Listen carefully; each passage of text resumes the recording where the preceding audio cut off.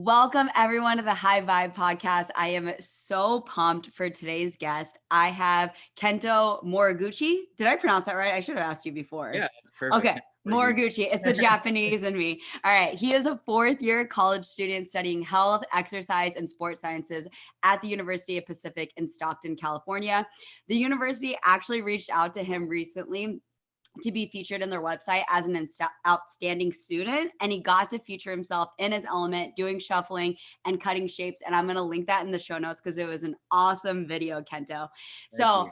I can dive into so many things why I brought you onto the show, but I really just want to dive into your story. So would you do me a huge favor and introduce yourself, anything that you want to share with the audience, and also just talk about your journey of shuffling, cutting shapes, how you got into it to where you are now, where you're actually teaching one-on-one lessons as well.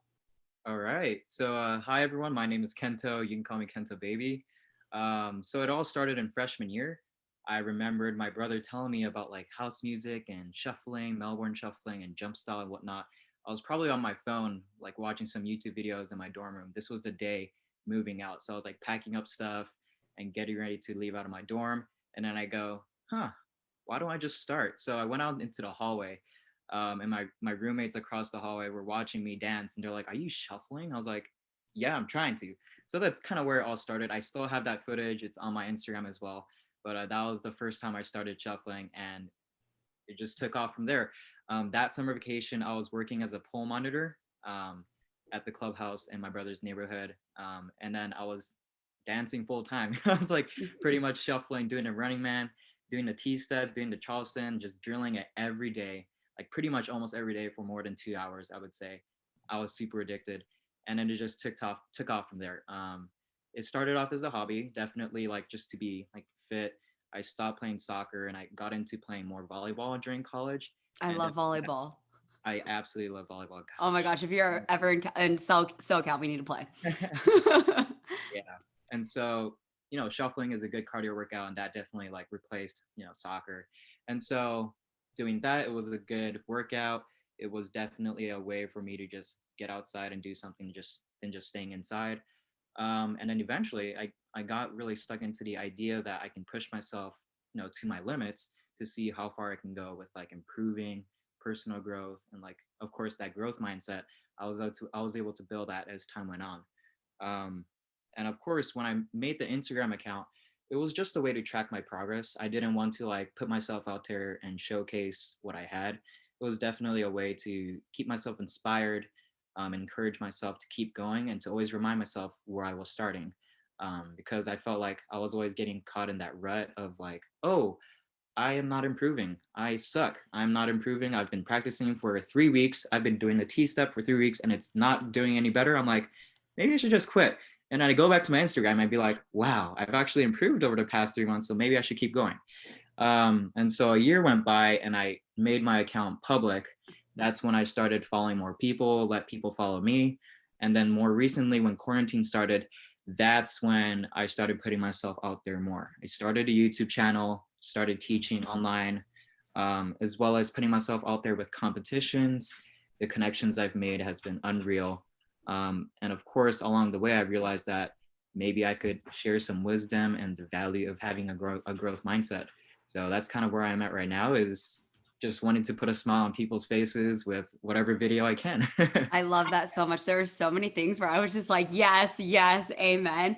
Because I've been shuffling for a little over a year and a half. So you've been about 3 years, over 3 years now? 2.5 years. Three and a half? 2.5. Oh, 2.5 years. 2.5 years. That's insane. So, oh my gosh, like you're literally like a pro. So that's kind of where I was. And when I first started a year and a half ago, I already had that growth mindset from a lot of personal development, running my own business, and realizing that everyone has a starting point and everyone starts as a beginner, and realizing that what you can do right now doesn't define what you can do in the future.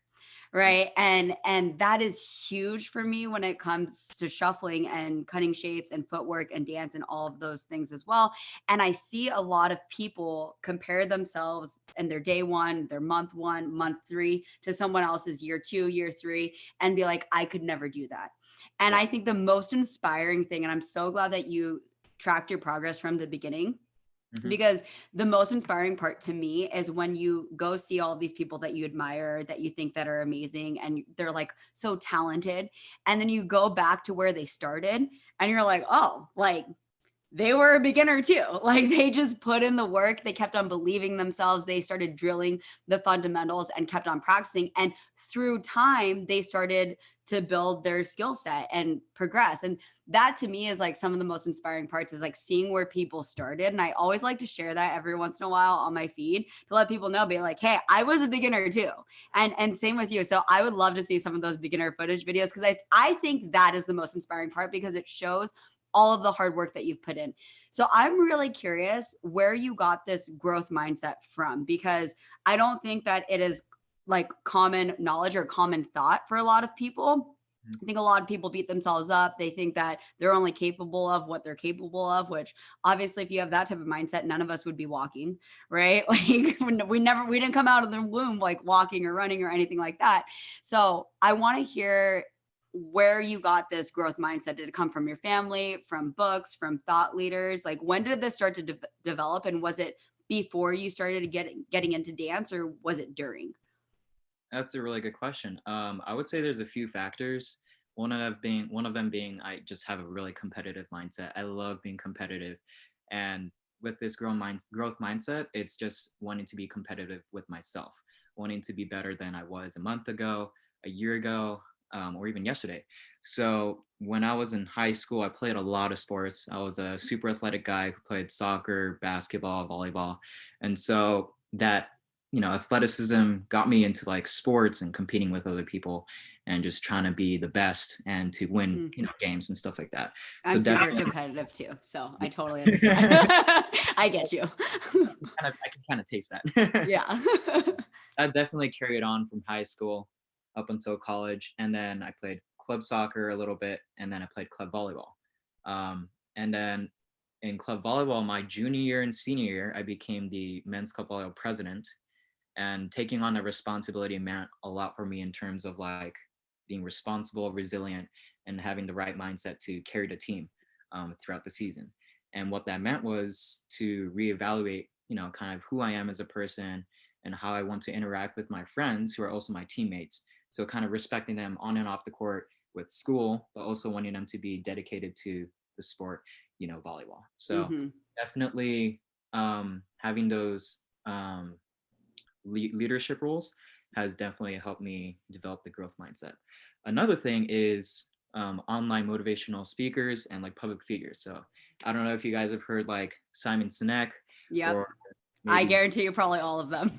Yeah, throw a Matt man on here. I love Simon Sinek. His TED Simon talk is Sinek, amazing. and then with Jay Shetty, it's kind of cliche quote like you become what you see, you become what you think. It's very true. So when I'm on Instagram scrolling, I like to see Jay Shetty's posts. I like to see people's posts that inspire me and give me like have a positive impact on myself. And definitely Jay Shetty, he's always sharing positive vibes, positive quotes, his experiences, his bad experiences, good experiences, and reminding people how to tackle those obstacles. And definitely being on his Instagram, following him has definitely helped me with my growth mindset. I love that. Simon Sinek and Jay Shetty. Is there anyone else that motivational thought leaders that have inspired you? Or are those the two main influential ones?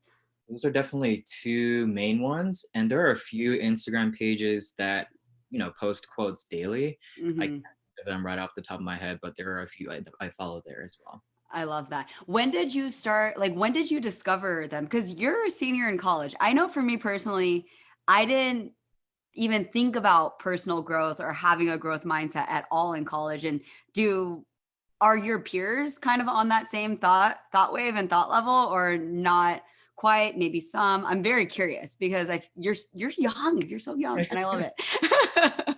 Definitely would say that with my family, especially my brother. My brother is definitely has a work ethic going on over there that I respect, and didn't understand at first like why he was so serious and really devoted to working and stuff like that.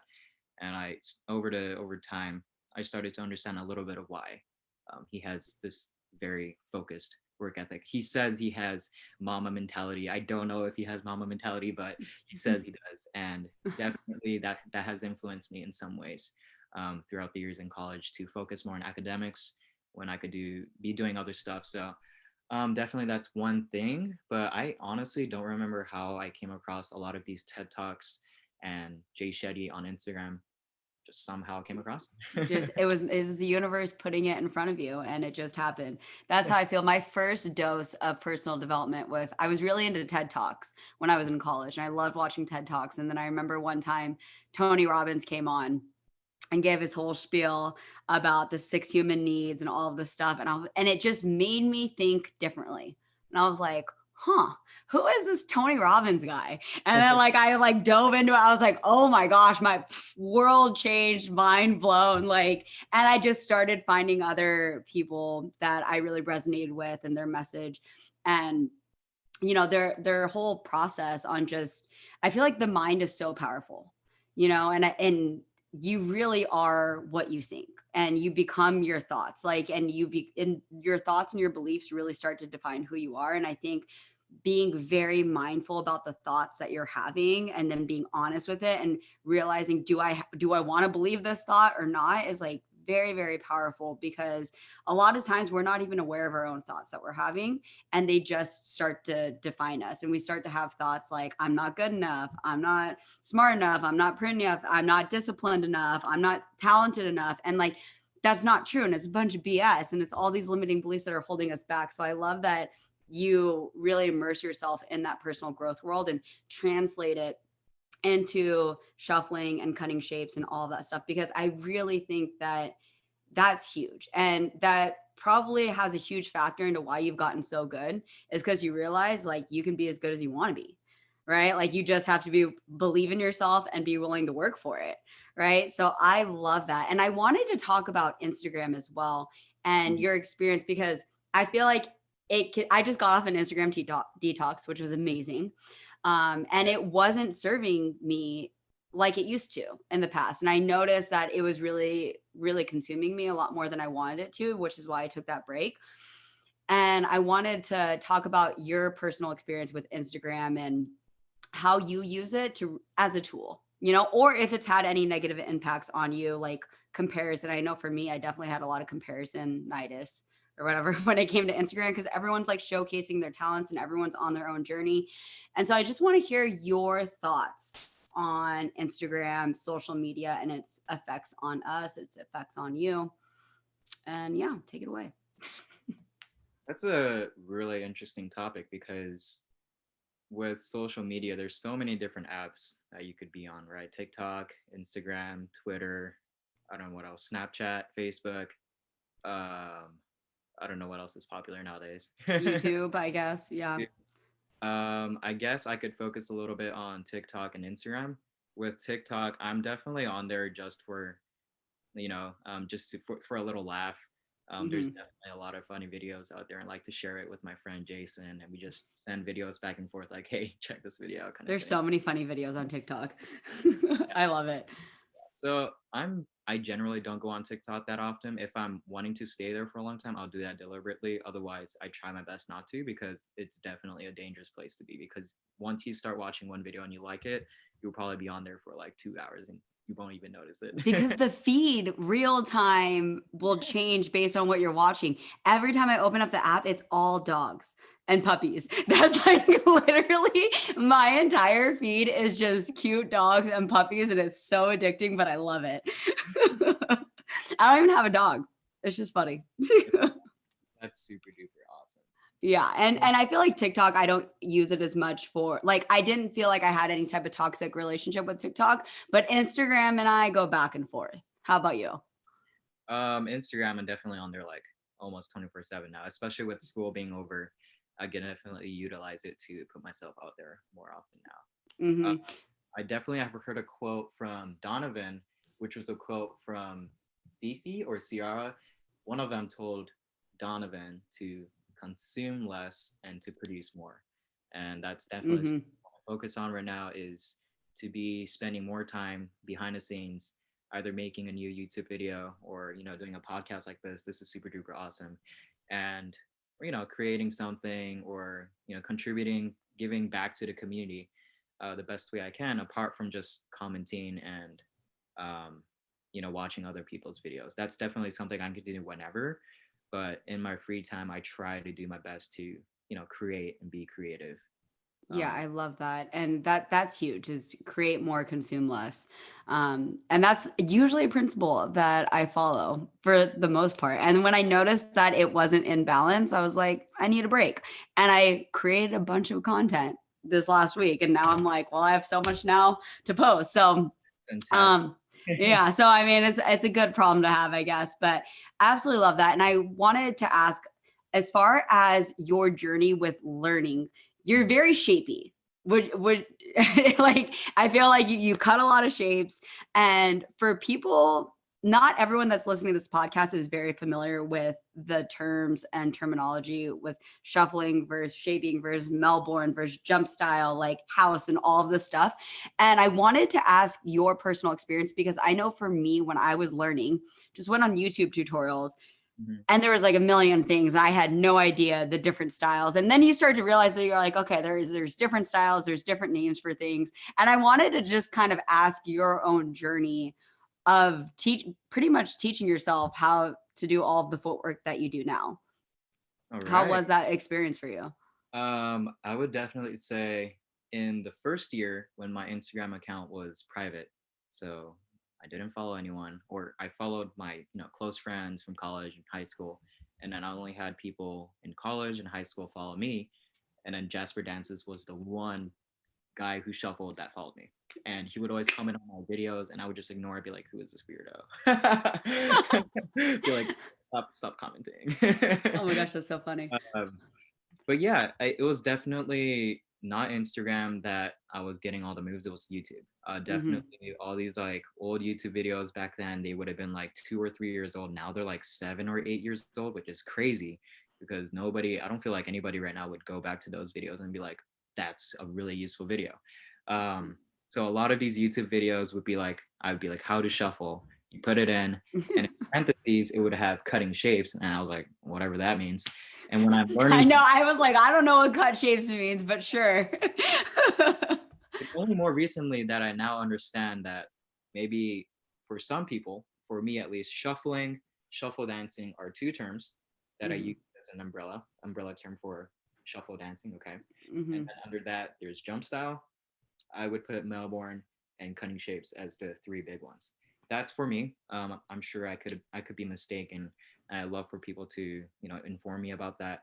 But otherwise, I don't know any of those like terms, what I meant or like what it looks like. So I whenever like that terminology, though. I know that there's some confliction on terminology and what's correct and stuff like that. And I personally like that terminology. I like just call it shuffle dancing as the umbrella, and then you have these different types of styles underneath.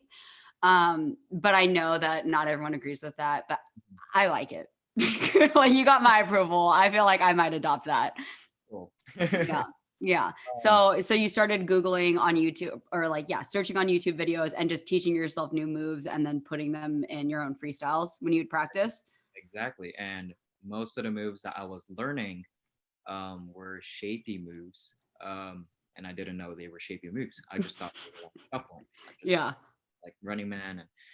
And so as time went on, definitely my inspiration dancers were Dance Jakey, Girorha, Anderson Hovani, Xavi Shapes, Mark Torre. These are all guys from Mm. Spain, Bane. Colombia, Yeah. and UK. And so when my account was private, those were the only shuffle dancers I followed. And so for Okay. me, shuffling was that. Was Shuffling was shaping, like cutting shapes cutting and shapes was shuffling. And I was like, that's it. Nobody else dances differently. Like I was like, oh, there's drum style, there's Melbourne, but I didn't watch those videos that often. So it just kind of brainwashed myself into thinking shuffling was just cutting shapes, which is kind of bad. But that's kind of where my style comes from, is learning all those moves from them on YouTube. They have tutorials there as well. So yeah. I love it. I love it. And you were just self-taught and resourceful. I mean, that's how anyone pretty much learned before there was classes, before there was one-on-one lessons. I feel like because of quarantine, so many people started saying, okay, like, how can I give back? How can I share my skills and my knowledge with other people? And I see a lot of people teaching classes, creating courses, doing one-on-ones, which is amazing. And I'm probably going to take one of your one-on-ones because I want to learn some more shapes and you are so good at them. So I will definitely hit you up on that. You guys, you should definitely check out Kento. He's amazing. He's so freaking good. I feel like I'm so mesmerized every time I see you shuffle and cut shapes. I'm just like, he's so good. So I absolutely love it. I love your style, and which is why I wanted to bring you on, because not just your style of dance, but the mindset behind it and having that growth mindset.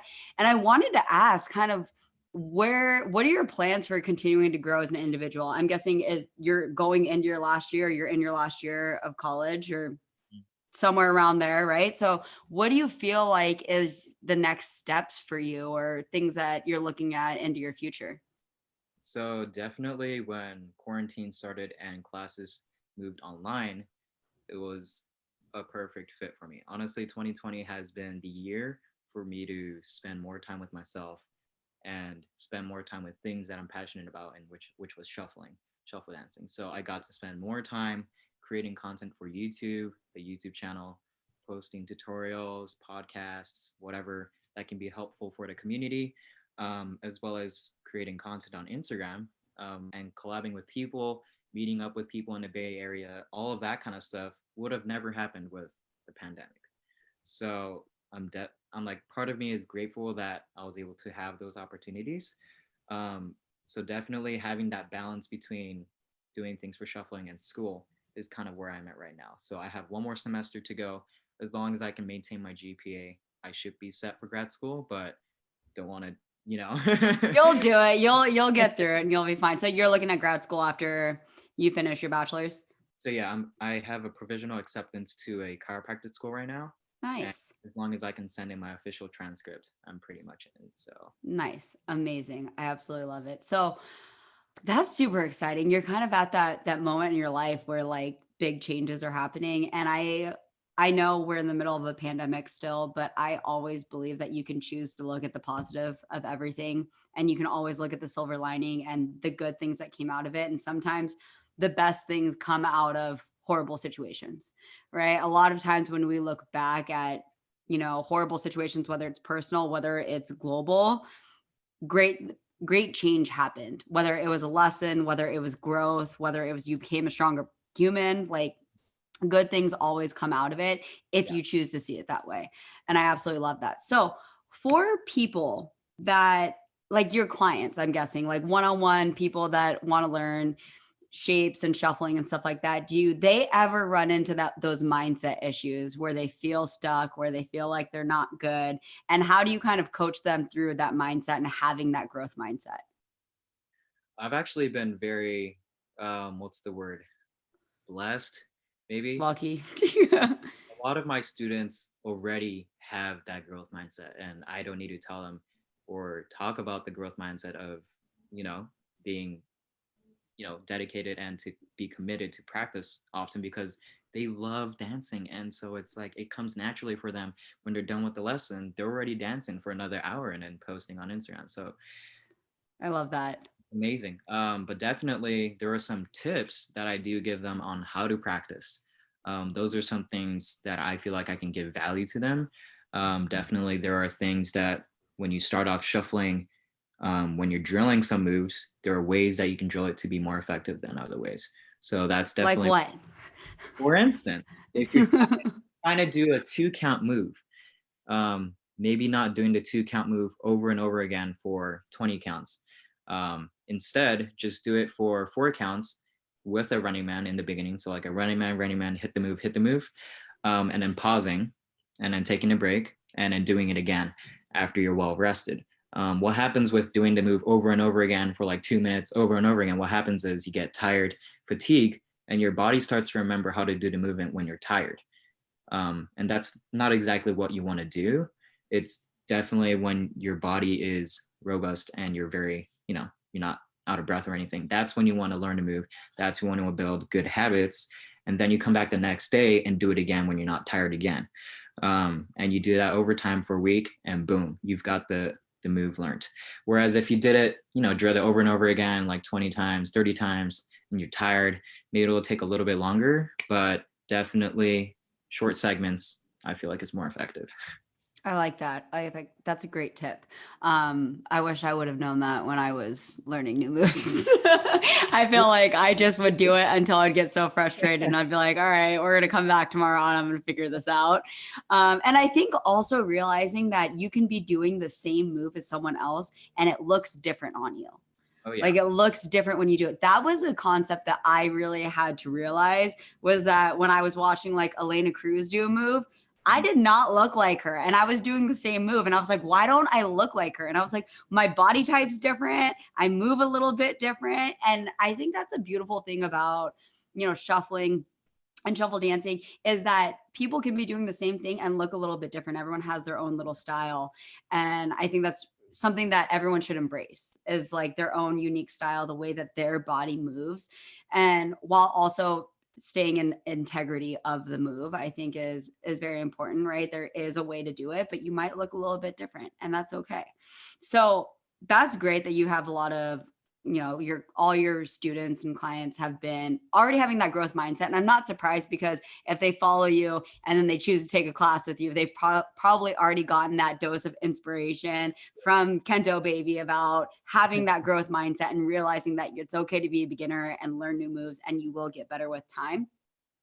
And that was something that I definitely had. So diving, I love this concept of having a growth mindset because it's something that I'm personally so passionate about. Mhm. And I know that you were saying before you got into shuffling, you kind of already had that through experiences of personal leadership, through watching your brother, through thought leaders and motivational speakers. And when it comes to your journey with shuffling, I want to talk about those moments because when you first introduced yourself, you were saying how you got in those lulls where you felt like you weren't growing and you got frustrated and you felt stagnant. And then you looked back and you're like, okay, I actually am growing. Talk us through that because that is so relatable. And how did you kind of move through those times when you felt like you were stagnant and you weren't growing? It's hard. Um, and believe it or not, everybody goes through this. If you see all these amazing shuffle dancers on Instagram and they started off with no dance experience like most people, believe it or not, they struggled too. They may not show it, right? People want to look strong, they want to look perfect on Instagram. That's absolutely fine with me. If that's what makes them happy, then do that. Um, but definitely everybody's gone through some form of struggle, whether it was physical or mental, or even a spiritual thing. Like shuffling can really affect you in a lot of ways. You Yeah. could be dancing one day and you're hitting all the moves, but you just feel absolutely awful. You just want to like quit, just give it up. That happens sometimes, that even happens even right now, even when I can hit a lot of the moves. If I'm not feeling happy, I just feel like, what is going on? But definitely with um, thinking more about my personal growth, I haven't had much of those days where I'm feeling down on myself. I definitely have been taking it easy on myself and just, taking every second, like by every step and stuff like that. So, but definitely just understanding that there are going to be days where you don't improve, and that is okay. Just so as long as, like, for instance, if you look at a chart, there are going to be days you're going to be stagnant, but there are going to be days you're going to improve a little bit, and over time, it'll be like a growth. That's the sort of thing I always believe in. That as long Hmm. as you're putting the time into it, as long as you're practicing efficiently, and you're always trying something new and trying to do something that's challenging, you're going to see some growth. And definitely that doesn't come just in days. Sometimes it could take weeks, it could take months. So Hmm. definitely, I could definitely introduce some accounts that you could go follow right now that show their growth, post videos even when they're screwing up. That kind of stuff inspires me, and definitely I feel it could encourage a lot of people to continue I to. love that. Yes, if you could send that to me and I'll link it in the show notes, that would be amazing. Any of those accounts. And I think having grace, like you said, like just realizing that it's not necessarily like a perfect linear upward trend, right? There's going to be those days where you feel a little bit stagnant. And for me personally, I felt like I really saw my growth, not necessarily day to day or even week to week, but I saw my growth more so like month to month. Like every couple months, I'd be like, oh, like I've definitely grown, but I didn't see it day to day. And sometimes we want to have that instant gratification of feeling like you're growing every single day when Mhm. it's not the case. And I've definitely still have those days where I'm like, I'm just not feeling it. Like I'm just, you're just like not feeling it. And I want to ask if there's anything that you do, like if that period lasts longer than you want it to. Because Right. sometimes it's just like a couple days here and there where you're like not feeling it and then you feel re-inspired. Sometimes it might last a little bit longer. And I want to ask if there's anything that you do to kind of like help you get back into it, kind of like out of that dance funk. I guess for me, it's to be accepting of it. If you feel terrible and you don't feel like dancing, just don't do it. Take a break from it. Like nobody's gonna tell you to, go back into shuffling. What are you doing? Why are you not dancing? It's all up to you, right? It's all up to yourself. So there have definitely been times throughout my journey, I just didn't shuffle for 2 months straight. And that was because I didn't want to focus on shuffling anymore. I wanted to focus on something else. And taking your mind off of shuffling is definitely a great thing. For you, you did a detox off of Instagram, but you were still shuffling behind the scenes. Hmm. It could be the opposite. Maybe you want to take a detox from shuffling and stay on social media. That could be another thing. But whatever suits your boat. If you want to, cook, if you want to focus on cooking, then do that. Yeah. Whatever makes you happy, and come back to shuffling at your own pace. It's definitely something that you want to practice consistently. But if you're not feeling happy, if you're not feeling it, nobody's gonna, you know, punch you in D- the face for not doing it. don't put the pressure on yourself and feeling like you have to. And I definitely agree with that. I feel like sometimes if you just look for inspiration elsewhere and do things that bring you joy Mhm. outside of shuffling, you come back when you feel inspired to come back, like you almost come back with like this newfound like love and appreciation and gratitude for it, and you almost feel refreshed. You're like, oh, like it feels good to be back. I know sometimes I feel a little bit rusty, but I'm like just excited to be back in it. And Yeah. I noticed for me, one thing that helps is sometimes just like finding inspiration elsewhere and like embracing that it's okay to be in a funk. But like music to me is so powerful. And sometimes I'm like, I just need fresh new music to Um, inspire me. And so like I'll just like listen to new music and like find new stuff, make some new playlists, like and just not dance to it, but just like find stuff that gets me so inspired. I'm like, okay, I have to go dance now because it's so good. I don't know if you feel the same way. It sounds like you do love, about music. I love everything that you're saying right now because it's so true. If you see, for instance, take Lala as your inspiration. She could be your role model, but don't try to be Lala, right? Lala is Lala, and you are Mm, yourself. You are your own beautiful self, and I would definitely tell you to just embrace that. You can definitely take some moves that she's doing, but like you were saying, when you execute them, it may not look like it. And guess mhm. what? Just some people just have different body types, and it won't ever look exactly like it. So being accepting that you can, be inspired by people but not trying to be them exactly is one thing. And definitely another thing is being connected to the music is so powerful. Like I can't Yeah. express how important it is for me to be connected to music. So if an artist reaches out to me like, hey, can you please dance to my song, and I'll like repost it on my page and share it, whatnot, I'm more than happy to dance to it only if I vibe to it, right? Yeah, I agree with I that. don't want to pretend that I'm enjoying it if I'm not enjoying it. So I'm honest with them. I say, this is a really great track you produced, but unfortunately I can't really vibe to it. So you're gonna have to, I can introduce you to maybe 3 other shuffle dancers that maybe could vibe to it. So Yeah, I think that's super important, and that's something that I've ran into too. It's like if you're just not feeling it, like you can't I can't force it. And the music is so powerful, and I think that's what connects all of the different styles is that it really is so connected with the music. And that's kind of like the source. That's where it all starts is the music. So thank you to all of the artists and all of the DJs and all of the producers, because if you weren't here, we would not be dancing. So I'm so grateful for all of the artists that continue to just produce like just magic works of art that inspire us to move our bodies, that inspire us and brings us joy. It's so amazing. So we are coming up to the end of the show, and I wanted to ask if there's any tips or any lessons that you want to share with my audience. You are the first male on my show, by the way. So huge shout out and huge congrats. Really? That says a lot. Oh, let's go. You're the huge. So I have a lot of women. I do have males that listen to the podcast as well. And I know a lot of people on this podcast that listen to this podcast regularly have started to get interested into shuffle dancing. But I hear a lot of the times they're like, oh, I just don't feel like I'm good enough. I don't feel like I'm coordinated enough. I have 2 left feet. I'm too old. I'm too overweight. Like you hear all of these things start to come through. And I'm just like, you can do it. Anyone can do it. I've seen all shapes and sizes. People that aren't dancers, that aren't coordinated, learn how to do this style of dance. If you feel called to do it, you should do it, if it's something that you feel excited about doing. But I wanted to ask, as we close up this podcast episode, if there's any tips or lessons for people that are maybe just starting out on their journey. Maybe they feel like they're not good enough. They're comparing themselves to someone like Lala, someone like you, who's been doing it for a few years. What would you say to these people that are just starting out or want to dip their toes into this style of dance?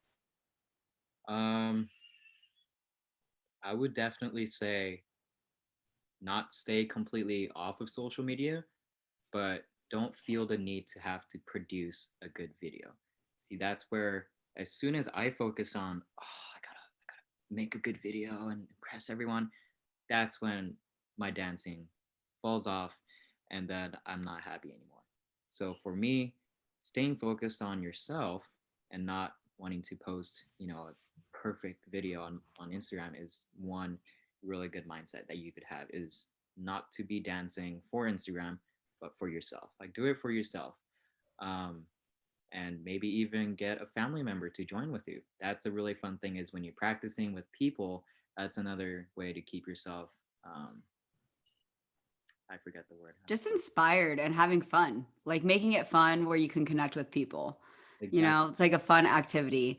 I feel like sometimes when you do it alone, it can feel a little lonely sometimes, but when you do it with other people and you're learning new moves with other people, you can kind of feed off that energy a little bit of both of you learning, both of you having fun, which is why I've been really loving collabs lately, because I feel like you can feed off of each other's energy and it's just so much fun. And I love what you said about not posting for other people, and if you don't even have to post to your feed. I do recommend that people record themselves though, because you're going to be really, really happy when you look back and see how far you've grown. But you don't have to post it, right? Or you can just do it in your stories and keep it in the highlights. That's what I did. When I was learning to shuffle, I think my first 3 months, I didn't post anything to my feed ever. Not one video to my feed. It's all in my stories because I was too scared to do it. I felt like I wasn't good enough and I was Yeah. too embarrassed to do it. So if you feel like that, just keep it for yourself and do it for you. I think that those are some great lessons and great tips, because like social media can be one of those things where you feel like it needs to be perfect to put out, and just have fun with this journey. No one's going to judge you. No one's going to critique you. And if they do, I think that says a lot more about them than it does about you, Yeah. So Kento, where can people find you if they fell in love with you as much as I did? Where can people find you? Where do you love to hang out? I will link all of your social handles below as well, but where can people find you? I'm pretty active on Instagram and YouTube right now. So on YouTube, it's just Kentobaby, and then on Instagram, Kento_baby, Mhm. TikTok, Kentobaby, and I think that's pretty much it. Where did Kentobaby come from? Is this like a little nickname or something? I'm curious. It's a nickname. I guess when I turned 3, 4, or 5, like growing up, it was my childhood nickname. My relatives, my family called me Kentobaby. And then there was a period of time for like 10 years, like middle school and high school, nobody called me Kentobaby. Came back to the United States, and then my brother started saying it. And then eventually he was like, you should change your Instagram handle for your shuffle account to Kentobaby. I was like, no, but all my posts that tagged with Kentokton is gonna be gone. I was like, whatever, okay, let's just change it. So we changed it, and I'm glad we did because it has a good ring to it. It does. It has a great ring to it. I absolutely love it. All right, you guys, thank you so much for tuning in. And thank you so much, Kento, for coming on. This is an amazing podcast episode. And I will see you guys next week. Thank you.